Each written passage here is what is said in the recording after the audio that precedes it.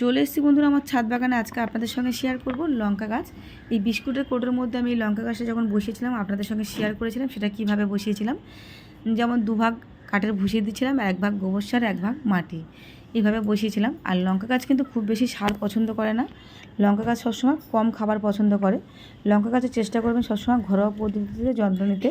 যেমন লঙ্কা গাছে আপনারা দেবেন ভাতের মাড় পচিয়ে, কিছুটা সর্ষের খোল পচিয়ে, আর তাছাড়া কিন্তু চাইলে সবজির খোসাও পচিয়ে দিতে পারেন।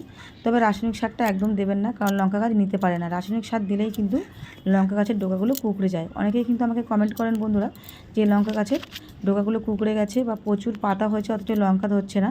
তো সেই ক্ষেত্রে আমি বলবো বারবার কাঁচি দিয়ে কিন্তু কেটে ডোকাগুলো পরিষ্কার করে দিন আর নিম পাতা ফুটিয়ে স্প্রে করে দিন। তাহলে দেখবেন গাছের নতুন করে আবার পাশ ছাড়বে, তাতে কিন্তু ফুল এসে ফল ভরে যাবে। তো আপনারা কিন্তু এভাবে লঙ্কা গাছ যত্ন করতে পারেন। তো আজকে ছিল এটাই ব্লগ। কেমন লাগলো বন্ধুরা কমেন্ট করে জানিও। ভালো লাগলে চ্যানেলটি